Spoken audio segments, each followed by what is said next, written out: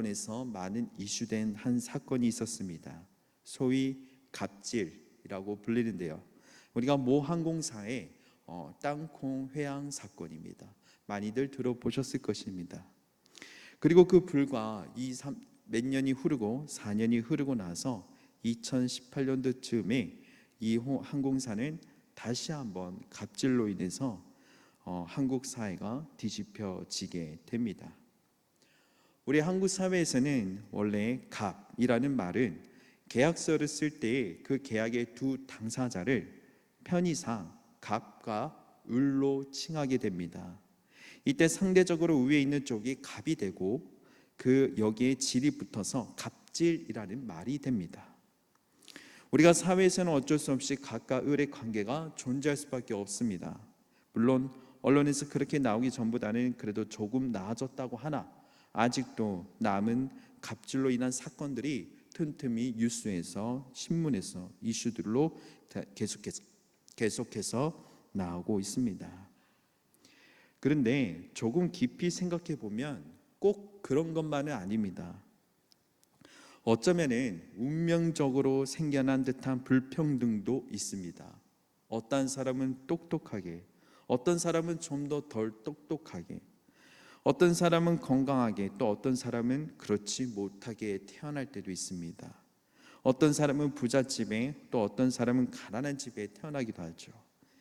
제가 보기에는 이 세상이 절대로 공평하지는 않아 보입니다. 그리고 이것은 어쩔 수 없는 우리의 한계이기도 합니다. 모든 사람이 다 같을 수는 없습니다. 획일정한 공평과 평등은 없습니다. 언제나 갑과 을은 존재하고 있을 수밖에 없다는 이야기입니다. 그런데 우리가 다시 한 번 더 생각해 보면은 이 불평등해 보이는 다름이 흐름을 만들어내고 있다는 것입니다. 여러분, 자연을 보면 높고 낮음이 있기에 흐름을 만들어냅니다. 물이 높은 곳에서 낮은 곳으로 흐르고 공기도 고기압과 저기압이 있기에 흐름이 생겨납니다. 그것이 바로 바람입니다. 그리고 이 흐름 안에는 원칙이 있습니다. 높은 곳에서 낮은 곳으로 흘러간다는 것입니다. 세상의 모든 자연은 이 하나님이 정하신 흐름의 원칙을 따르게 됩니다. 그런데 타락한 우리의 인간들은 이 흐름의 원칙을 바꾸어 놓게 됩니다. 타락한 인간의 사회에서는 흐름이 거꾸로 흐르게 됩니다. 낮은 데서 높은 데로, 약한 데서 강한 데로 흐르게 됩니다. 강한 자가 약한 자를 누르고 있고 있는 사람이 없는 사람의 것을 착취하고 있는 모습, 이것이 갑질입니다. 이러한 모습은 현대 사회에서뿐만 아니라 옛날에도 이스라엘 역사 안에서도 그렇게 갑질의 형태를, 그러한 죄악을 일으켰던 것입니다. 낮은 곳에서 높은 곳에서의 흐름, 약한 곳에서의 강한 곳으로의 흐름은 건강치 못한 죽음의 흐름, 이러한 것들 죄의 흐름이 될 수밖에 없습니다. 높은 곳에서의 낮은 곳으로서의 흐름, 강한 곳에서 낮은 곳으로서의 흐름이 건강한 생명의 흐름이죠. 하나님은 끊임없이 이 생명의 흐름에 대하여 우리에게 말씀하여 주고 계십니다. 힘이 있는 사람들이 힘이 없는 사람들을 보호하고 도우며, 돈이 있는 사람들이 없는 사람들에게 나누며 베푸는 사회, 이 거룩한 흐름이 있는 곳에 하나님의 은혜가 있는 곳입니다. 오늘 본문 말씀을 통해서 함께 나눠보고자 합니다. 오늘 본문 말씀에 먼저 10절에서 11절 말씀인데요.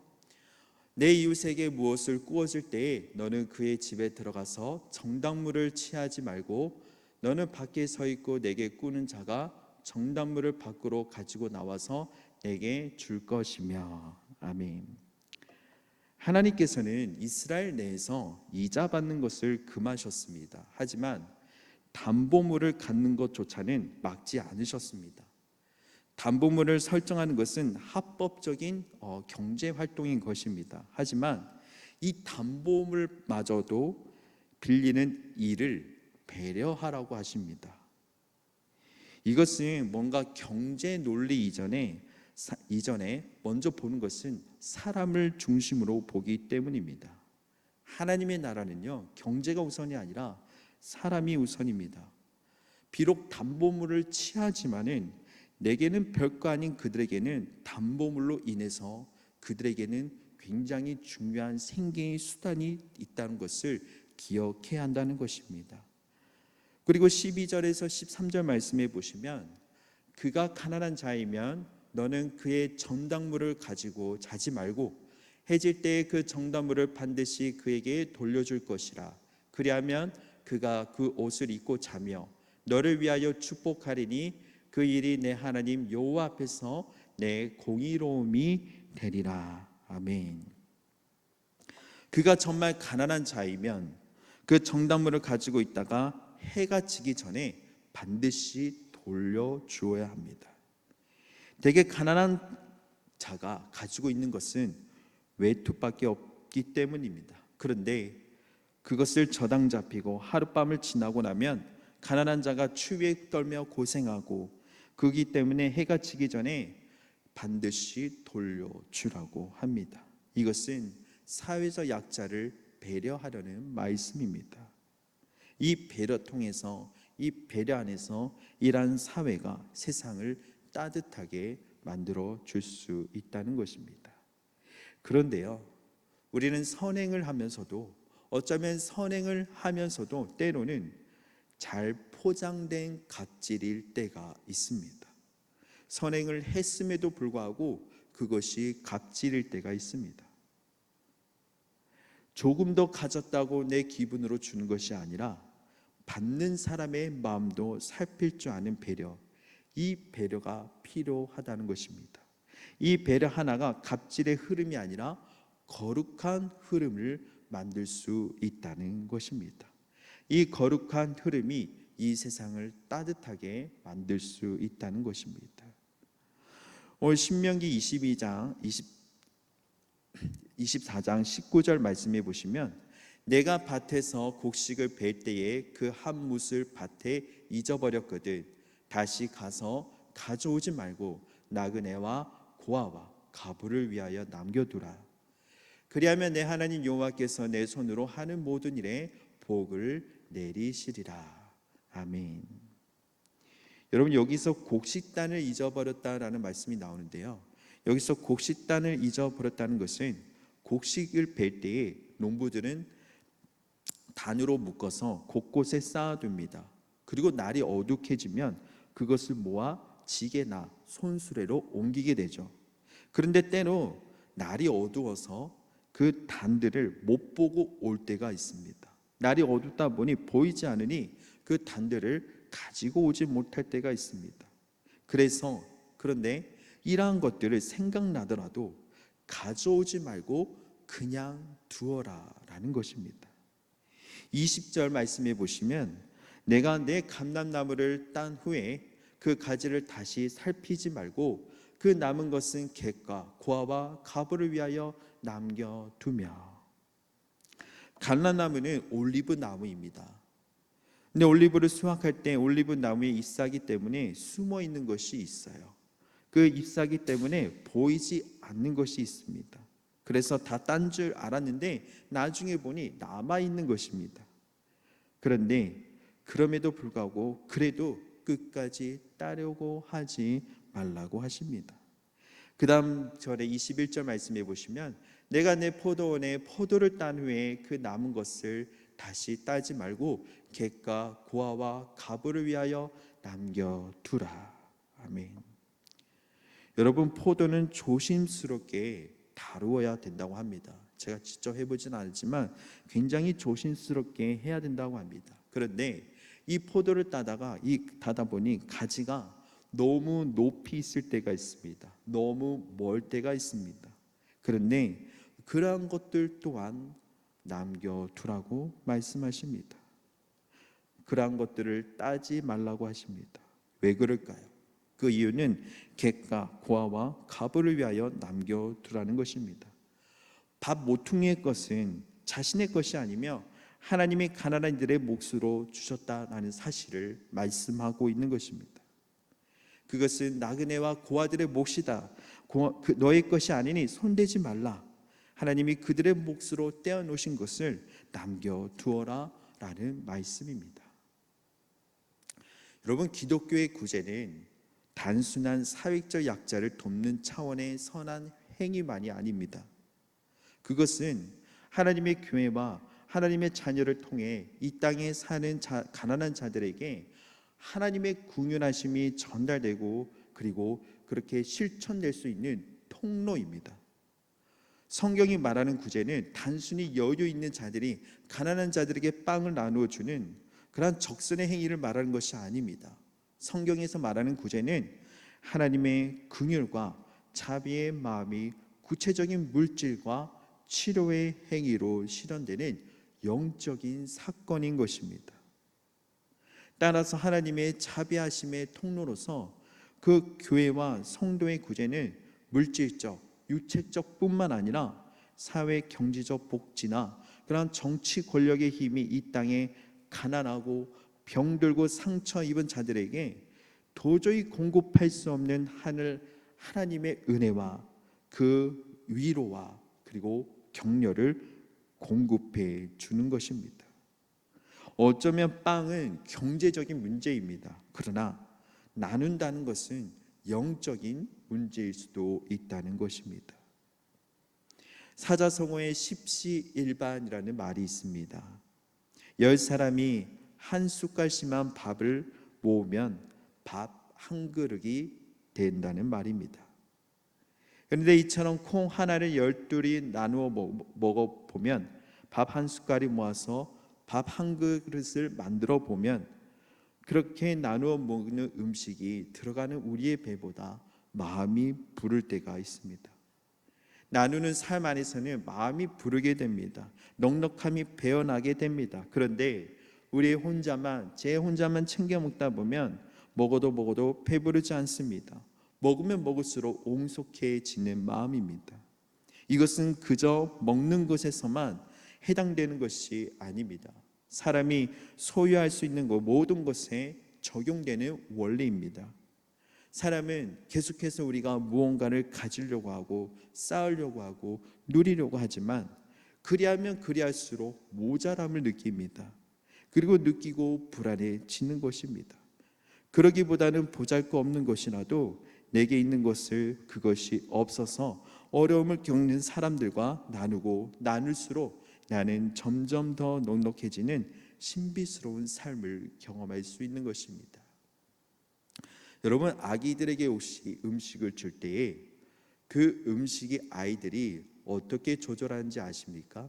아기들은 어린이집에서 한 연구를 했던 것을 제가 TV로 본 적이 있는데요. 어떤 한 아이에게는 많이 주고 어떤 한 아이에게는 적게 주었습니다. 그리고 그릇의 차이도 달랐습니다. 그런데 어떤 아이는 그 음식에 꽉 차 있는 작은 그릇에 꽉 차 있는 것을 보고 배 부르다라고 느꼈다라고 합니다.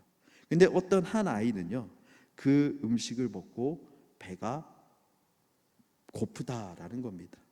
여러분, 이것이 음식의 양의 차이가 아니라 그릇의 차이였습니다. 이 아이들은 이 그릇을 보니 부족해 보이네, 이 그릇을 보니 꽉 차 보이네 하는 마음에 심리적으로 이 아이들에게 배가 부르다, 모자르다, 아니면 음식이 풍족하다라고 느낀다고 합니다. 여러분, 우리의 삶도 마찬가지입니다. 우리가 어떻게 보느냐, 우리가 어떻게 생각하느냐에 따라서 우리가 풍족하게 느끼기도 하고 우리가 부족하게 느끼기도 하는 것입니다. 그런데 오늘 말씀을 읽다 보면 이러한 질문이 생기게 됩니다.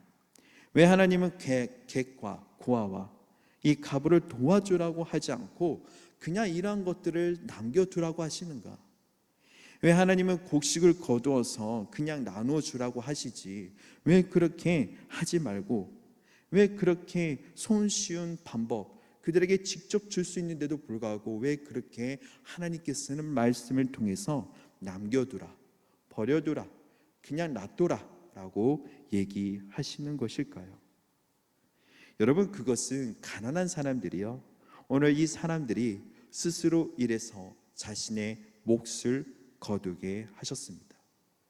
자신의 노동으로 밥 모퉁이의 것을 수확하게 하십니다. 허리를 굽혀 떨어진 이삭을 주어라. 스스로 일하라. 스스로 거두어라.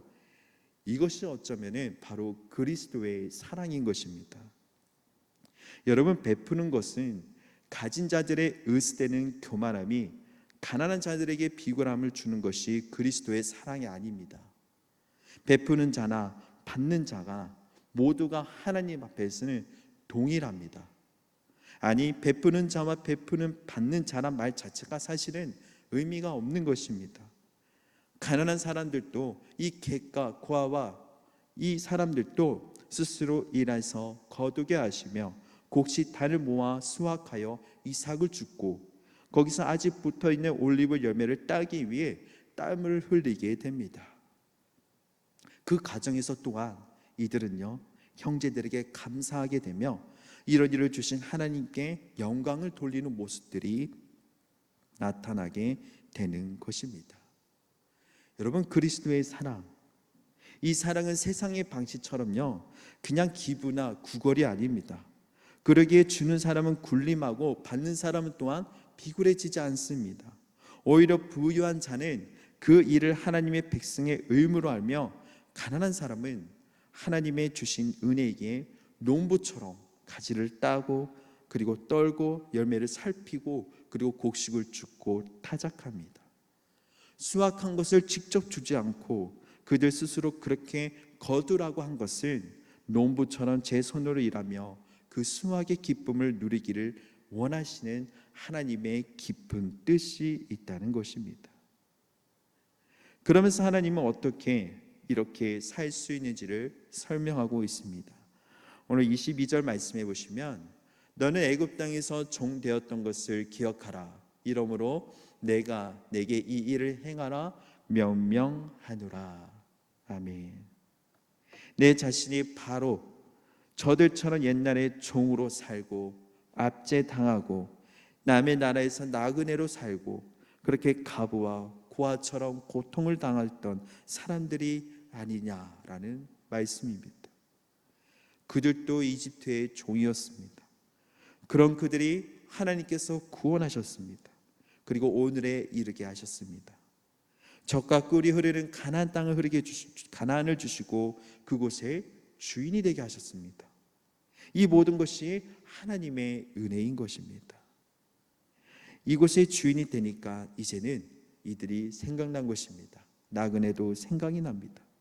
그 옛날 야곱 먹을 것이 없어서 이집트에 내려갔듯이 사람들이 먹을 것을 찾아서 이스라엘로 모여들게 됩니다. 그때 그들에게 갑질하지 말고 그들의 모습에서 이스라엘 자신들의 모습을 보라고 말씀하십니다.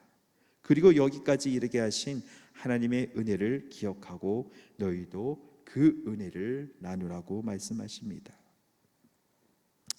여러분, 한때 우리가 코로나19로 인해서 많은 어려움 속에 있었습니다. 불과 1년, 2년 전만 해도 엄청난 경제적인 혼란과 많은 소상공인들이 어려움에 있었습니다. 이렇게 어려운 그 한국 사회 속에서 그때 그 당시에 운동했던 한 운동이 있었죠. 착한 임대인 운동입니다. 많이 들어보셨을 것입니다. 쉽게 말해서 경제가 어렵다 보니 임대료를 받지 않거나 아니면 임대료를 깎아주는 것입니다. 이것뿐만 아니라 여기저기서 알게 모르게 서로를 도와주려고 하는 그러한 모습들이 나타나게 된 것입니다.